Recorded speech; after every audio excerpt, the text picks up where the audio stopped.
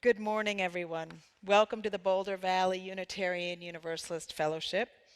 I'm the Reverend Lydia Ferrante Roseberry.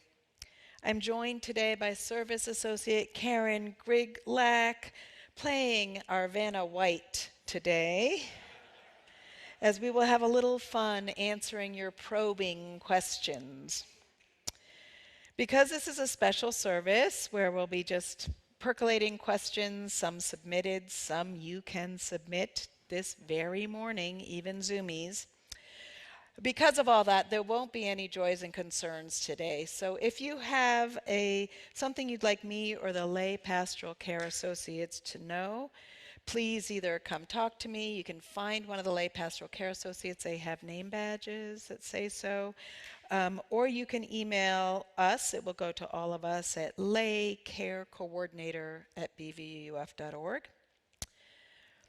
Today's music, as you have seen, is provided by our Fellowship Chamber Choir with Julie Morris, Jeremy Dion, Bruce Wyman, and Tracy Bush in addition to that.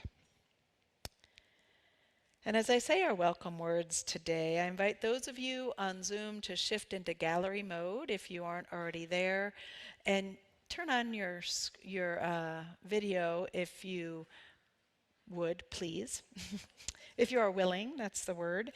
And scroll through the screen so you can experience who is amongst us there on Zoom. And those of you here in person, look around at this beautiful congregation and all of us gathered here. And remember, you are all welcome here today. In the beauty of languages, cultures, skin tones, shapes and sizes, gifts and challenges that come together in your uniqueness, you are welcome here. In all the ways you experience and express gender, you are welcome here. In all the ways you make your living, in all the places you are from, you are welcome here.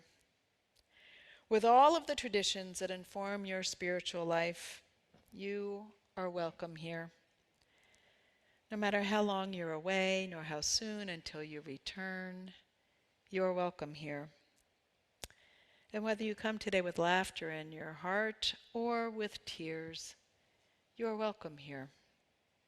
You are invited to join us with a curious mind, a loving heart, and a willing spirit.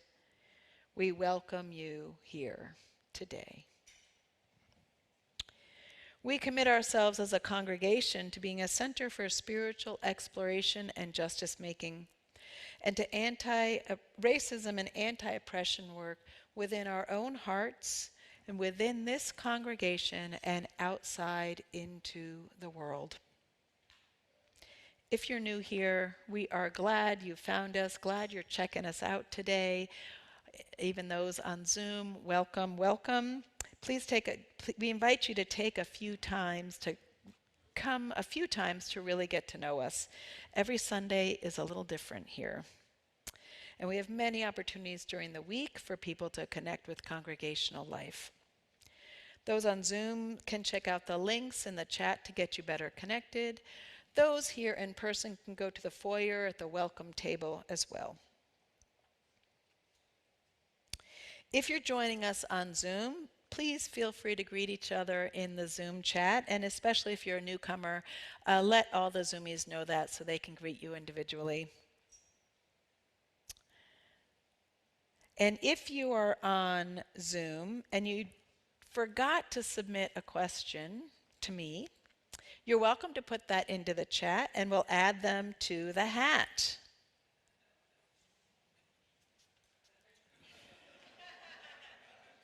If you are in person here and now you notice that you have a burning question, you can raise your hand and we'll bring you a card and a pencil. We're taking pre-submitted questions for the first of our 3 rounds of questions, and then you can add your questions to the offering plate and they'll be added into rounds 2 and 3. So if anybody has another, I see some hands going up. Mike is doing that on that side of the room. So, Ruh-roh.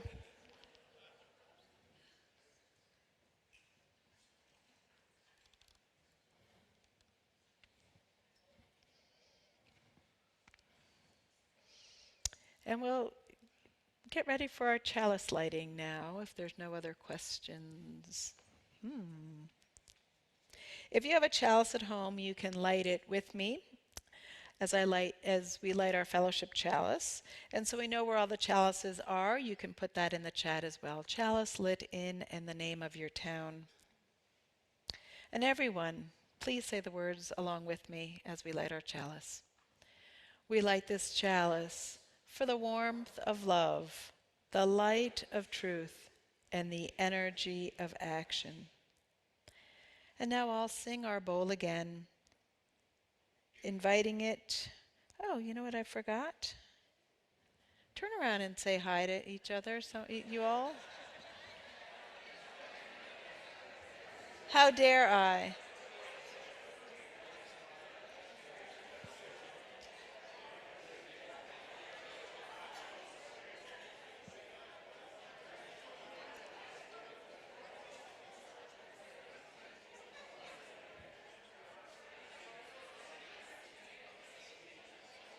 And now, you didn't light it already, did you? It is lit. Now we'll say our chalice lighting words. Oh my goodness. It's a topsy-turvy morning. We did say the words? We said all the words together too? Now I'm going to ring the bowl again. Thank you. Somebody. And I'm the one with the script too. Oh my goodness. Goodness gracious. Now I'll sing our bowl again and invite the bowl to draw you deeper into the company of this gathered community.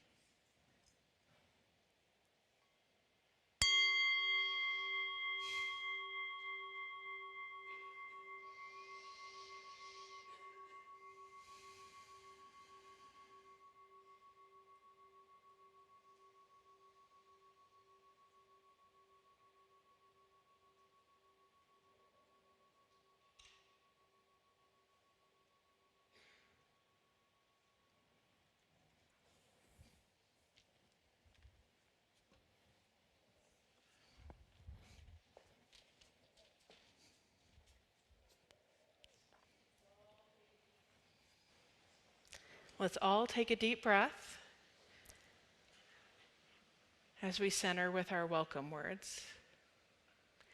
Have patience with everything unresolved in your heart, and try to love the questions themselves as if they were locked rooms or books written in a very foreign language. Do not search for the answers, which could not be given to you now, because you would not be able to live them. And the point is to live everything. Live the questions now. Perhaps then, someday, far in the future, you will gradually, without even noticing it, live your way into the answer. These are the words of Bohemian Austrian mystical poet and novelist Rainer Maria Rilke. Let us explore together those questions that live in our hearts and in our minds.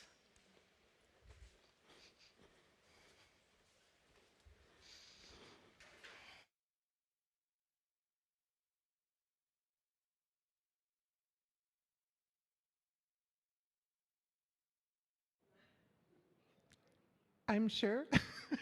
I'm sure after Blowing in the Wind, you're all thinking, oh, I hope I get today. So we are going to sing together from the Gray Hymnal, number 354, We Laugh, We Cry.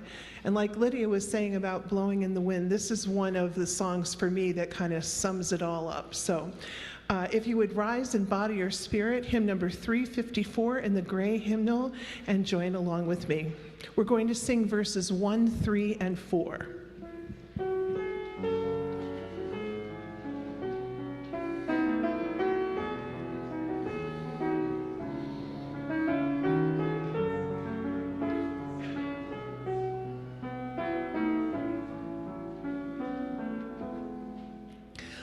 We laugh, we cry, we live, we die.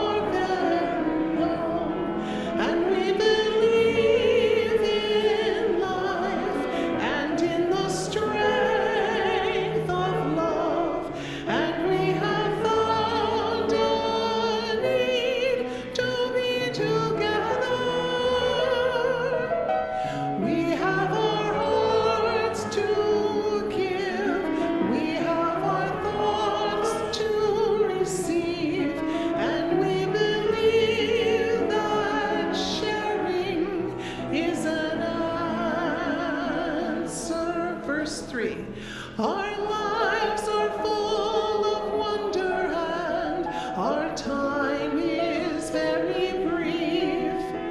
The death of one among us fills us all with pain and grief.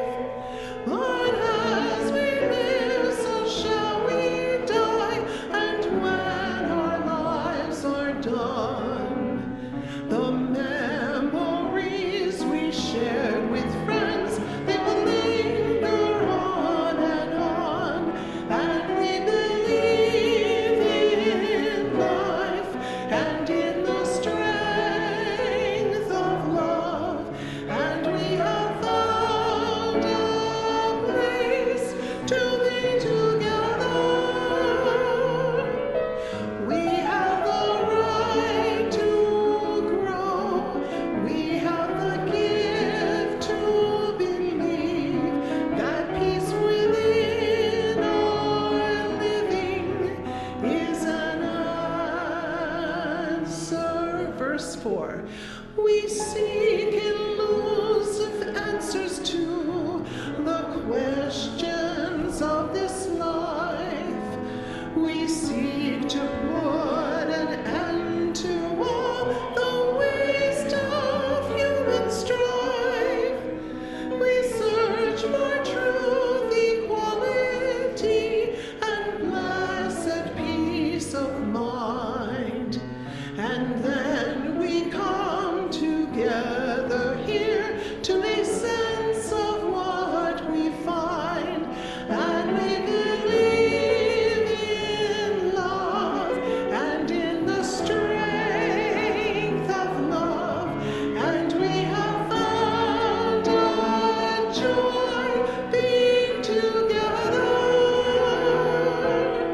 And in our search for peace, maybe we'll finally see, even to question truly is an answer.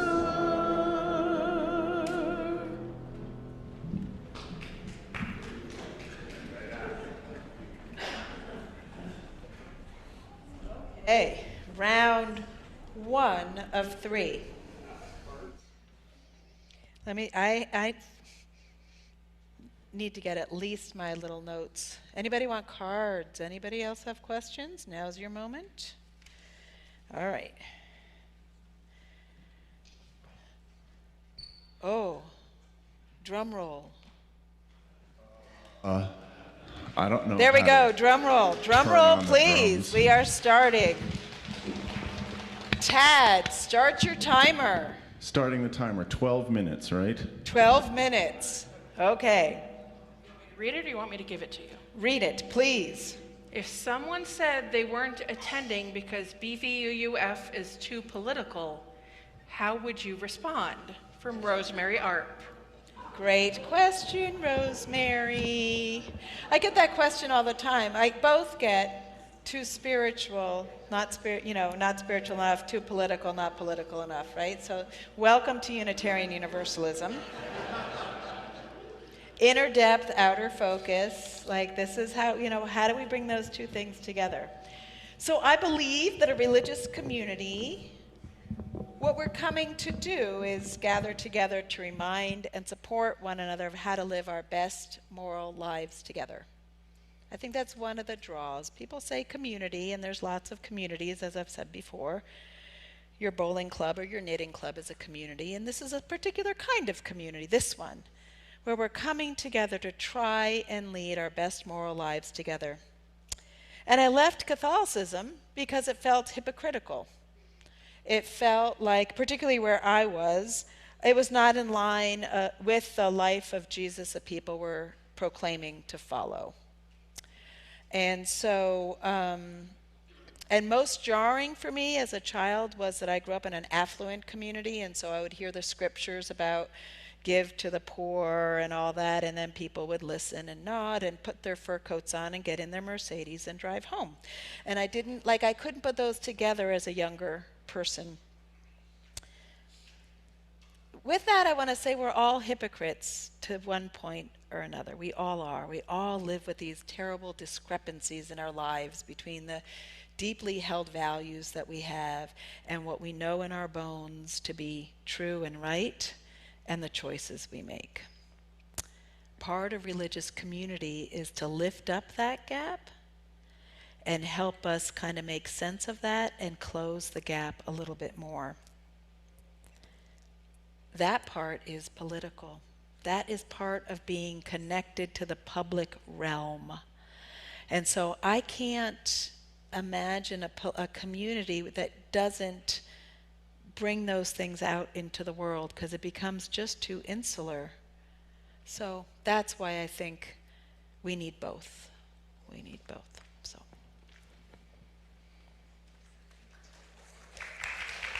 Yeah, wonderful. Okay, what's next? Give me an easy one like my thrift shop or something, my favorite thrift shop. What role has mysticism played in Unitarianism, Universalism before the merger, and Unitarian Universalism? Thank you, Natalie Parker. Thank you, Natalie. Are you here or there? Anyway, thank you, Natalie. I was hoping for the thrift shop one. So, let me know. I have to find this. Oh, there were a lot of good questions this year. Oh, there we go. Okay, first I just want to describe the attributes of a mystical experience. It's an experience that is difficult or almost impossible to put into words. It changes the person who's had the experience. It's an experience that gives a knowledge of some deep and abiding force or presence in the universe. Sometimes people have that experience of a profound interconnection or a dissolving of the self. You know, it's kind of otherworldly in a sense. And such an experience can't be explained or explained away. So, and some people have them routinely, some people have them occasionally, some people never have them. So I didn't find too much within early Universalism, so my apology for that. But the early Unitarians, particularly the Transcendentalists, I'm looking to see what's happening behind me. Oh, good. Thank you.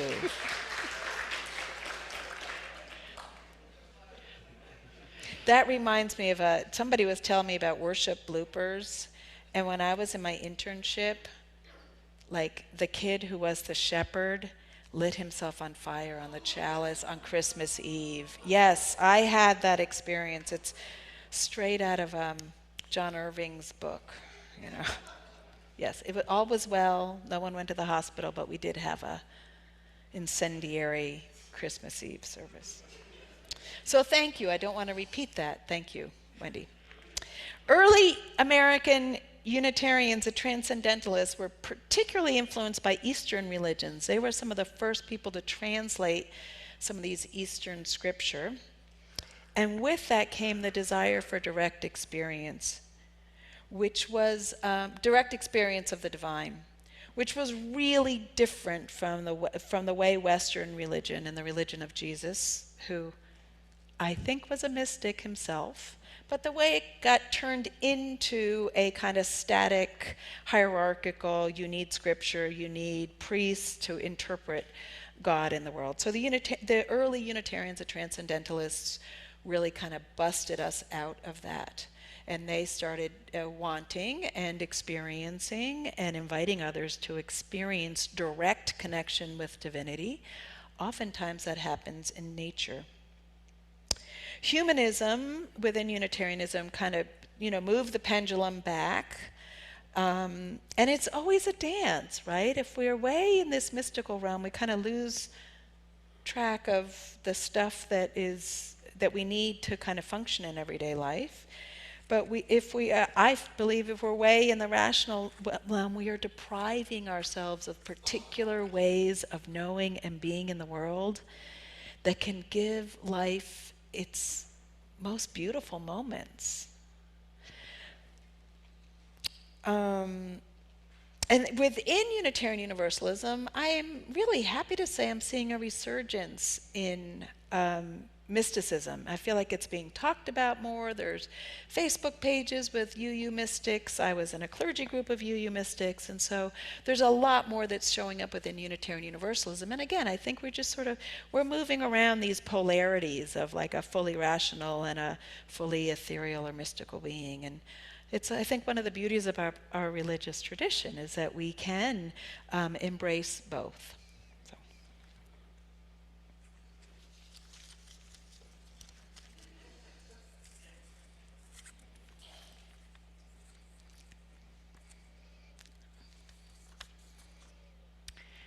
Our covenant tells us to speak truth to each other. Since it's been proven that two people can watch the same accident and recall the details completely differently, can you please define truth for me?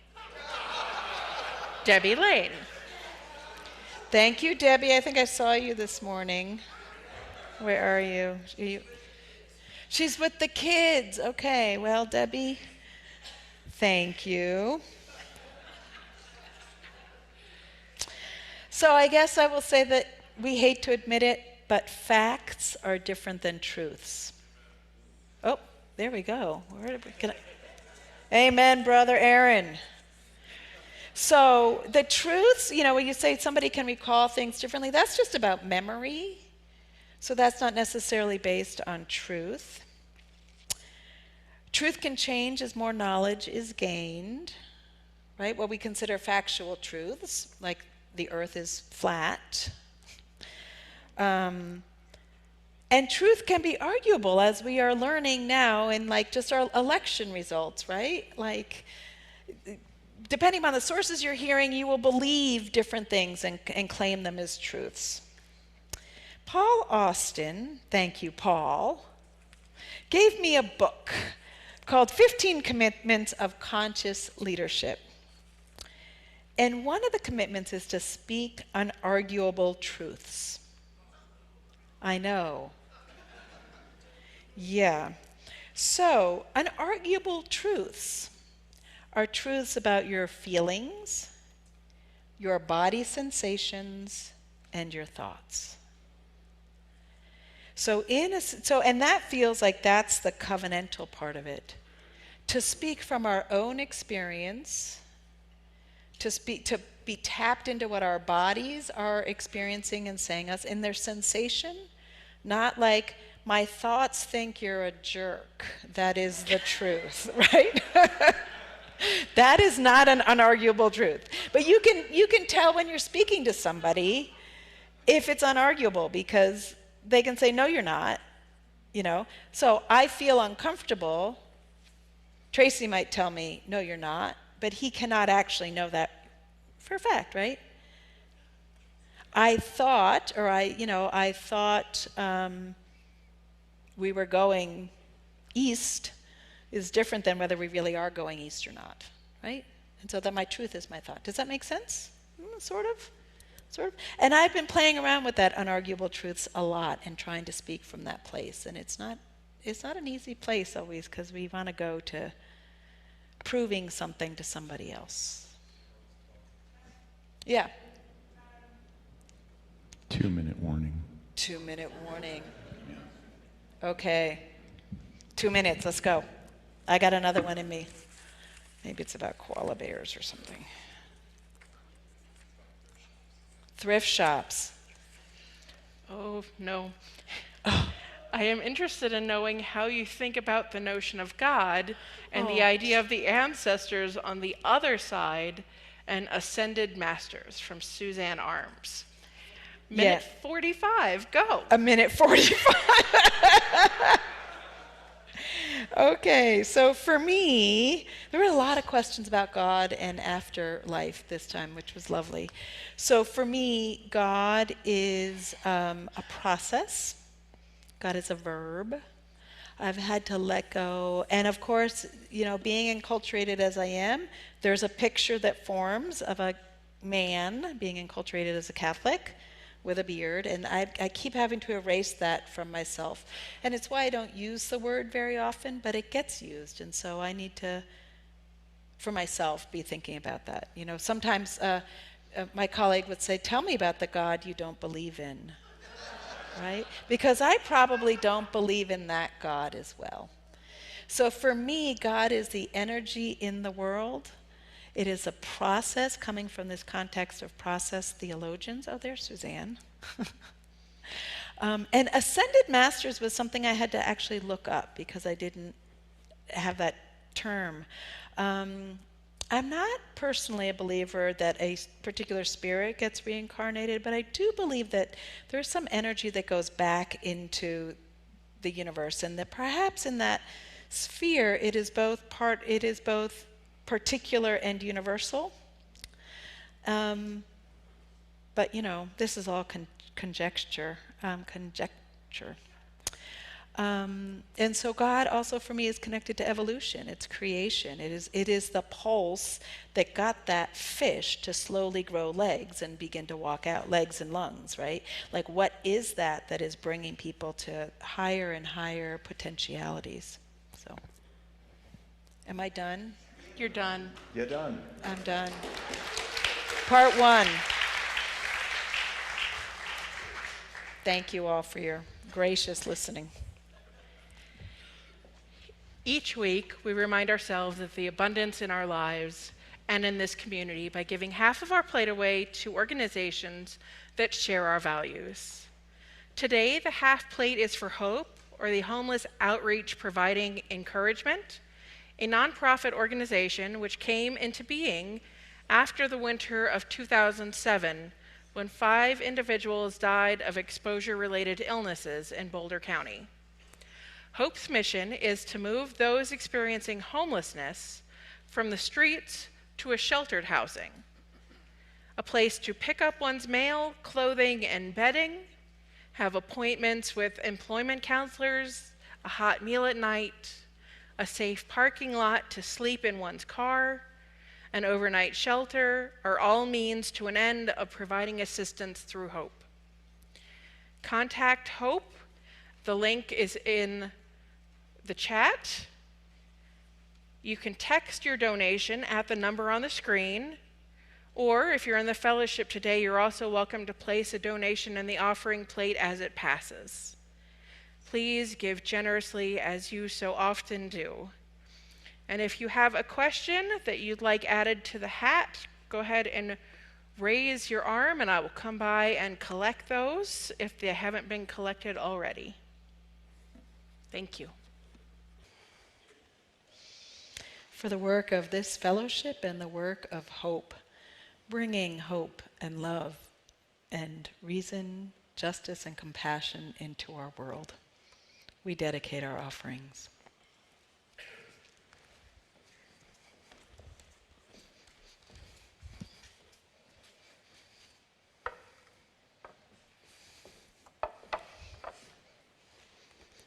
I may not have my cheat sheet for this next section. Uh-oh. Tad, timer, please. Go. Okay.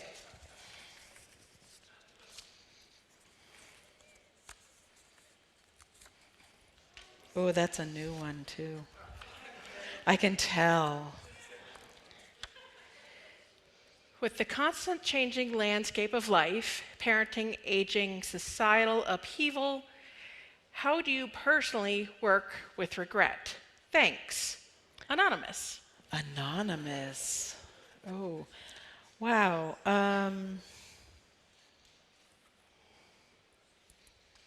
Regret's a big one for me. I would say in the first half of my life, I thought, I'm going to live without regrets. Ha! Exactly.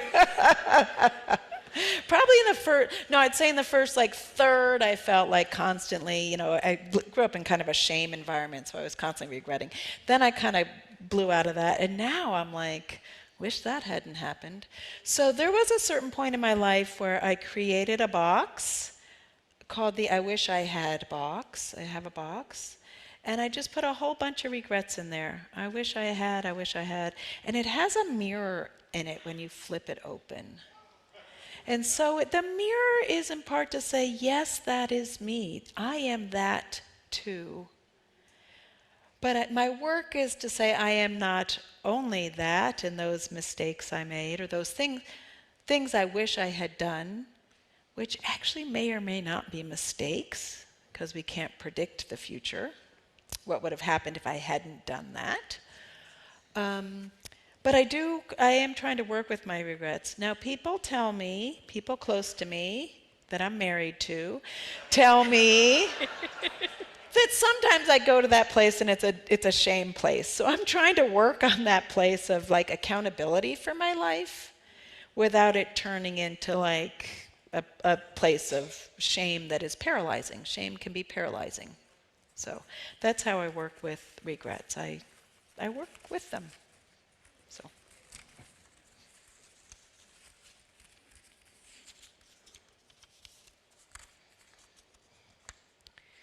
Reverend Lydia, do you have frequent conversations with particular women from UU history that you consider mentors? And if so, who resonates most with your UU beliefs or expands your understanding of love the most? Please give an example. 4 minutes or less from Lucy Hannah Williams. Lucy, thank you. Here we go. I tend to, where is Lucy? I'd like to look at the person just, thank you, Lucy. I tend to look towards people who I've had lived experiences with versus historical figures. And the first person that came to mind as I read your question was Reverend Dr. Rebecca Parker, who was the I want to say principal, what's the word? President, thank you, of Star King School for the Ministry when I was there, and has been just a leader in Unitarian Universalism for the past 2 or 3 decades. She taught me a tremendous amount about love. I've preached about this before in seminary. Star King is an alternative school. We had no required classes in Star King. Yeah, that kind of alternative. It's amazing. They turned out some successful ministers. Not true. It was self-directed learning too. Yeah, Catherine is a Star King grad as well. It was a lot of self-directed learning. And so very different from an academic model that we might be used to. Anyway, one required class while I was there in my 4 years was a class by Rebecca called Watching Over the Love. And we had to have a conversation with her about love, and it transformed how I look at the world. And in the context that I am, I'm just more and more, I'm, focusing on what is the loving response. And loving doesn't always have to be polite necessarily, or kind in a deprecating or sweet. Thank you. Loving can be fierce. And she was fierce. Looking back at her ministry, she was incredibly bold and courageous. She was 15, 20 years ahead of our understanding of anti-racism work, and was doing that at Star King and caught a lot of flack for it. A lot of flack for some of the faculty she brought in and some of the changes she did. And also I remember when she, my first Unitarian Universalist ministry, I was going up to a congregation that hadn't had a minister since 1965, the year I was born, except for a couple of kind of failed, like, hey, I'll be your minister, that like literally ended up with financial misconduct. So that kind of fail. And I was, like, what do I do with these people? I was going up 1 weekend a month, so I was thinking skills, projects, workshops. She said, love them. Just love them. And so I just try and keep that in my mind. So she was definitely my love mentor. Thank you, Lucy. How am I doing, Ted, time-wise? You're about halfway there. Just under 7 minutes. Okay. How does one personally tap into justice centered on love as a victim or war? Anonymous. Of war. is a victim of war. Yes, so that was a response, I believe, to last Sunday's service. So the first thing I would say is dive into the work of Martin Luther King or the work of Gandhi and see how people who have been under extreme oppression have been able to or have found it within themselves to be spiritually rooted and connected to love. There were also people like, I can remember this was like probably 20 years back, before mass shootings were like the thing du jour. There was one in a Quaker town, do you remember that? And the Quakers within 48 hours gathered and forgave the person. So what are how do we get there when you have been so wronged? I don't have an answer for how one does that, but I look to our models of people who have done that. Elie Wiesel comes to mind, a Holocaust survivor who says take sides for sure. There are sides to be taken in injustices, but how we choose to act ourselves is going to, is a part of what we have to live within ourselves and what I think we need to do to create change. And it's never easy. I tend to believe that violence doesn't create change, but when you're in a war situation where your country has been invaded, how do you not respond that way? How do you not, I don't have a good answer for that. It's kind of one of our perennial human questions. But look to our models. Look to the people who have done that more successfully, let's say.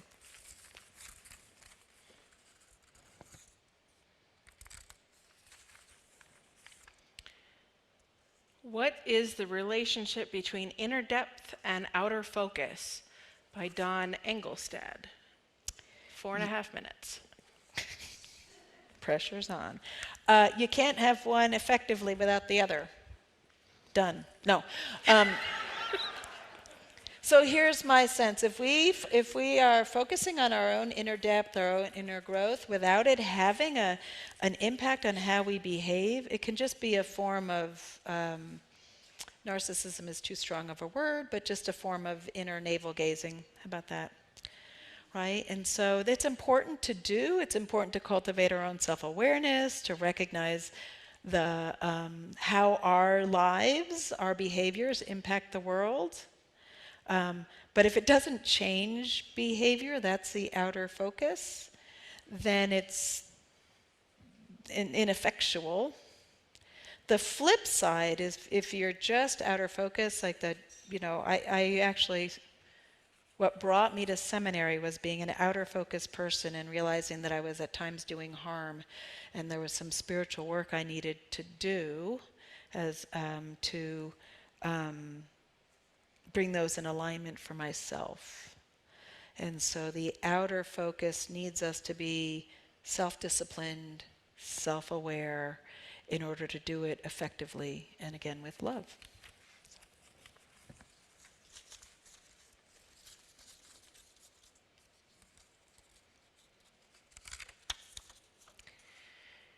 Why, if there are probably 60 million people who'd agree with our 7 principles, are UUA's numbers 250,000 or less than 0.5% of those people?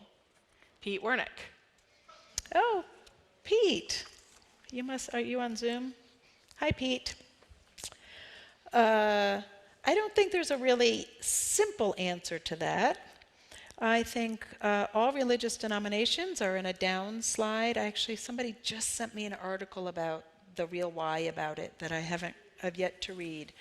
But one of them they talked about was just American culture and the demands on people's lives right now. There's less time for reflection. And so that's one answer, is just sort of like the overall picture that most religions are declining. The other one is, I think that Unitarian Universalism attracts people who are on a kind of an edge of thinking. We've always been kind of on that edge, and there's only a certain number of people who want to live on that edge. But our forms, this is 17th century Protestant. So we are still using forms that are very traditional, that aren't necessarily attracting a whole lot of people as they used to. So we can do it well or less well, but I think we have to get really creative with our forms. So that's all. 1 minute. What can I do in a minute? And when I read that article, I'm sure I'll preach about it too. More about that. Let's pick something short. Pick something short. Okay. If you had to choose one decisive moment in your life, what would it be, Sylvine Farnell? Sylvine, are you here? Hi, Sylvine. Loved that question too. Thank you. That one decisive moment in my life would have been going out on a romantic, what we both knew was a romantic date with my now husband after we had broken up for a year. And that changed my life. And the fact that he, from his side, the fact I was the breaker upper, I was the one who broke up with him, and it hurt him a lot. And the fact that he was willing to risk again to be with me. So, thank you.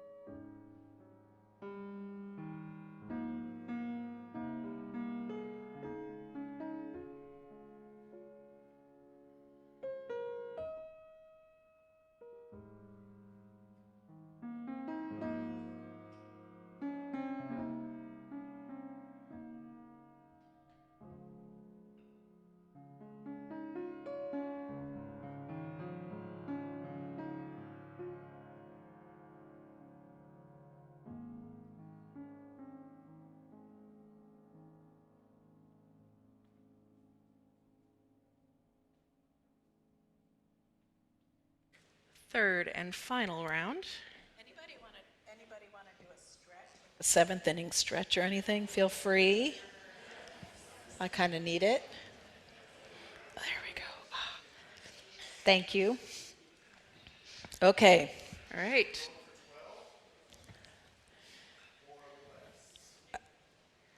Are you making a suggestion, Ted? I'm simply asking a question. Let's go for 10 so we're not quite as late as we have been. Okay. Go. Uh-oh, she's setting. Going.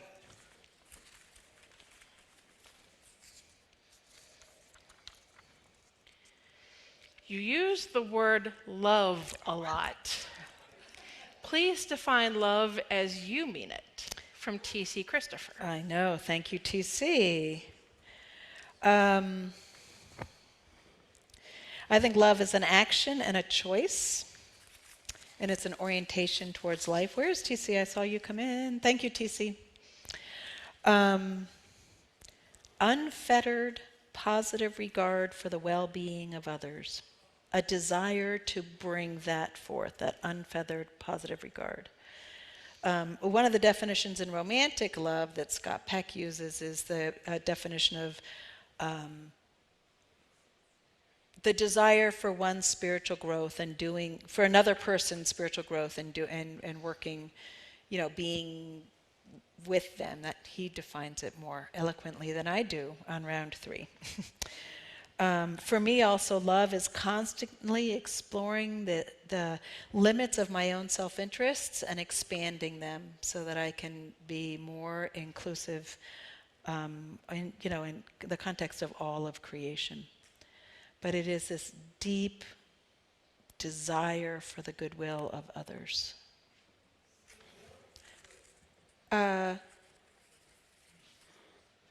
Thank you. Regard for the well-being of others. Yeah.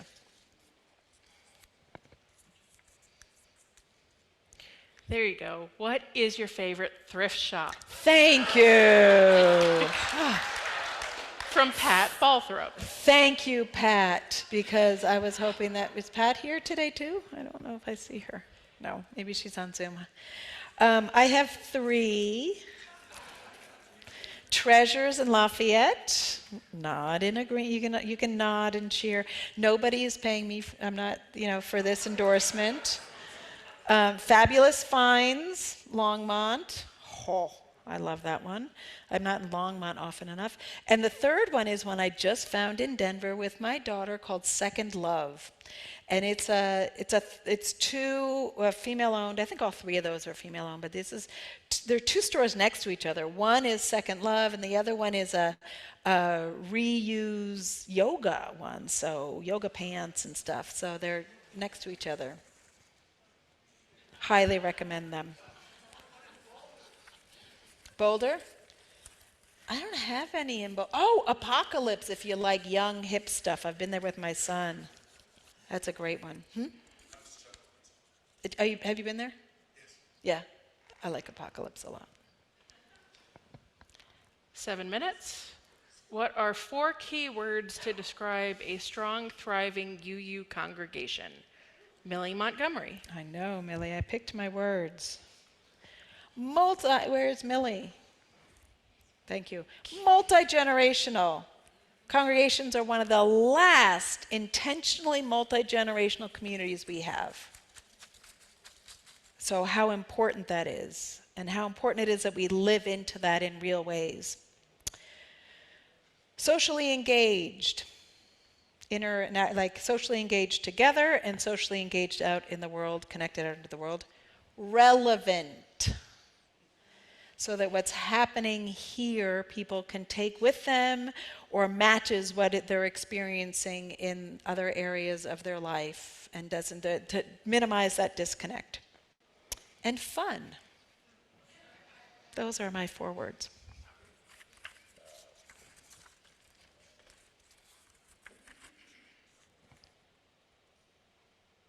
How can you describe Unitarian Universalism in just 1 to 3 sentences or 60 seconds? Is that you? Thank you. What is my elevator speech? It varies. Some of these are contextual, depends on who I'm talking to. But in general, my elevator speech would be, we are a socially progressive religious community that is non-creedal. That is, we are a group of spiritual seekers. We are a religious tradition. We come from a history of Christianity, but we are not defined by Christianity anymore. And we use sources from all over for our own, to generate well-being, to generate our own moral capacity in the world. How's that? I've probably forgotten some things. In what ways do you think your being raised as Roman Catholic has made an impact on your current UU faith? From Claire Marie Wall. I like that one too, Claire Marie. Yeah. So you've probably heard me say I was raised Catholic light. So it was like baptism check, First Holy Communion check, checklist Catholic. But we went every Sunday. And my parents were Italian immigrants, and so Catholic it was a very cultural Catholicism. But we went every Sunday, at least while I was younger. So I got values of service in particular. But I also got those very much from my father, who was definitely a checklist Catholic and marginally a checklist Catholic. But he was raised in Italy in a Catholic country. It gave me a seeking of spiritual connection. And I did feel it in the Catholic community to a certain level. It gave me a love of ritual. And as a younger person, it did give me a community. I went to CCD and, was there every week. There was also what I would call the null curriculum, what wasn't there that also informed me in my values. The power and leadership of women was absent, and that was probably one of the reasons I left unknowingly. I didn't know that's why I was leaving, but that's why I was leaving. And as I mentioned in another question, there was a gap between what what was professed and how people were living their lives. And there's always going to be that gap, right? But are we going to name it and try and move through it? That's kind of the question for me.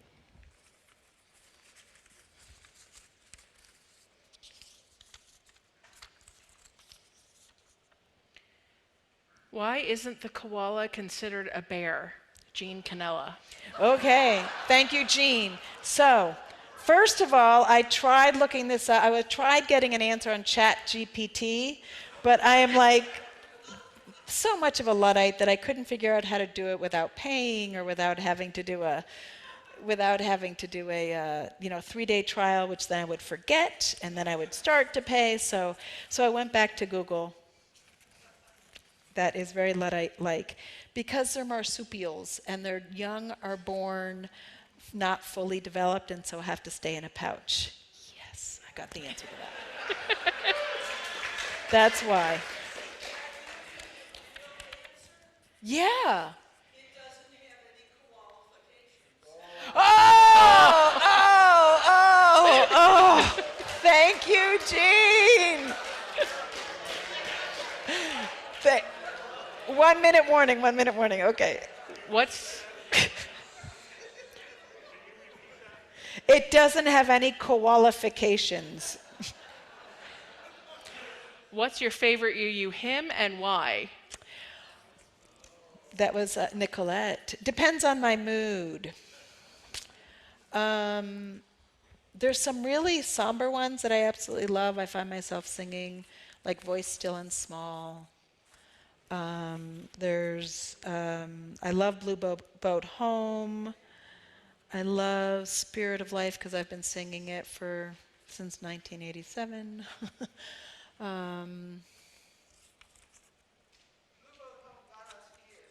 Blue Boat Home got you here. Excellent. I like, oh my gosh, the one we sing on,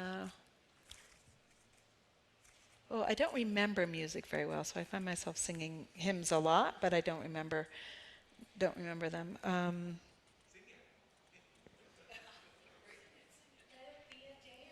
Let It Be a Dance. That's a nice one. We could all do like, what's your favorite hymn, right? Yeah, so that's what I have to say. What are we going to sing One now? of your favorite hymns is also one of my favorite hymns and is one of Sylvine's favorite hymns, and I bet a lot of you with their favorite hymn. It's in your teal hymnal, and it's 1064, Blue Boat Home. So we're going to sing that together. Please rise in body or spirit.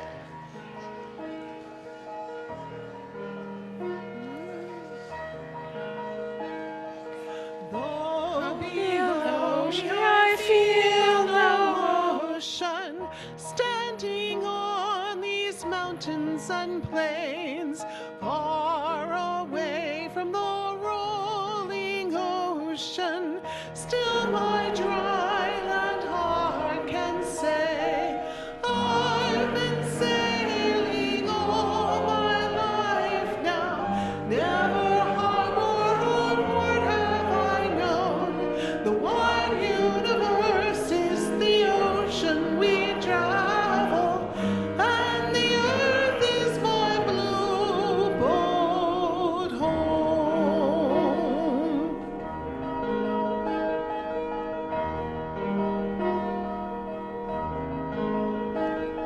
Sun, my sail, and moon, my rudder, as I ply the starry sea, leaning over the edge in wonder, casting questions into the deep, drifting here with my ship's companions, all we kindred pilgrim souls, making a way by the lights of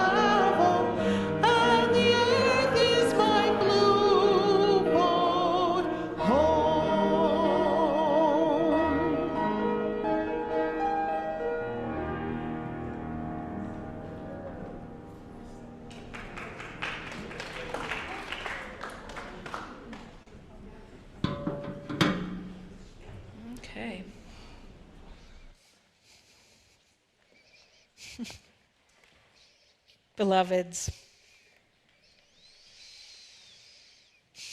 let us not forget the power of a good laugh together, the need for joy in our lives, the need to be buoyed up by our connections to one another. And let us also, in this complex world, not forget the tenderness in people's lives. Let us not forget those who are grieving in this very moment while we are joyfully laughing together. Let us not forget to reach out to those who we know are struggling, as well as to bring more joyfulness into the world in each of our days. Let us not forget this earth, which is crying for us to make changes to how we live. Let us not forget those whole communities where again this weekend we saw acts of mass violence by gun.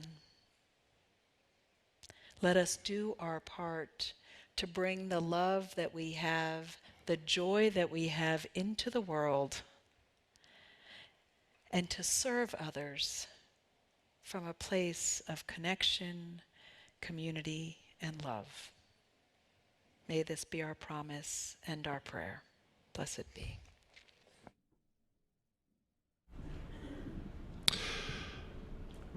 To write a song, you have to be open to ideas. You have to be open to inspiration wherever it comes from. This song was written in the shower. And Billy Joel woke up one day and he was feeling energetic. And he's standing in the shower and he's taking the soap and he's washing on his legs. And I drop the soap and I'm washing on my other arm. And in the shower, he got religion.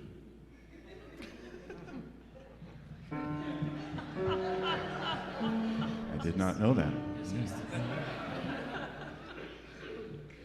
2, 3, 4.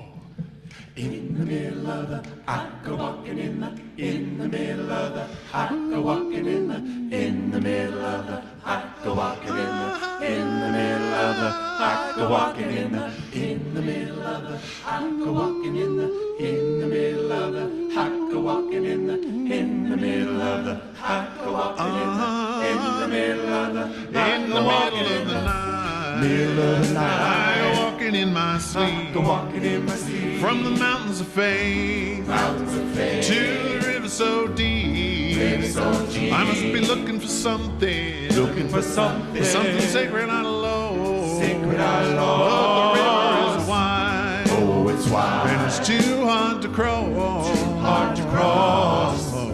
And even though I know the river is wide, I walk down every evening and I stand at the shore, try to cross to the opposite side, so I can finally find what I've been looking for. In the middle of the night, I go walking in my sleep, through the valley of fear, to the river so deep. I've been searching for something, taken out of my soul, something I'll never lose, something somebody stole. and I don't like walking at night. Now I'm tired and I don't want to walk anymore, I hope it doesn't take the rest of my life till I find what it is I've been looking for. In the middle of the night, I go walking in my sleep, through the jungle of doubt, to the river so deep. I know I'm searching for something that I don't know when to find, that it can only be seen by the eyes of the blind. In the middle of the night, I go walking in the middle of the, I go walking in the middle of the, I go walking in the middle of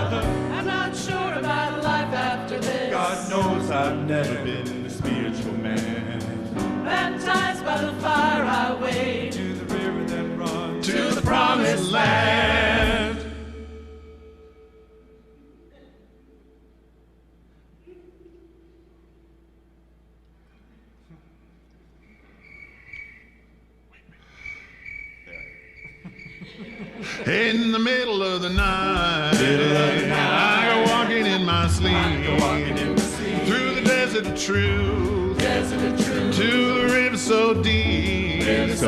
We all in the ocean, we all start in the stream. We're all carried along by the river of dreams. In the middle of the night, In the middle of the, I go walking in the middle of the, I go walking in the middle of the, I go walking in the middle of the, I go walking in the middle of the, I go walking in the middle of the, I go walking in the middle of the, I go walking in the middle of the, I go walking in the middle of the, I go walking in the middle of the, I go walking in the middle of the, I go walking in the middle of the night.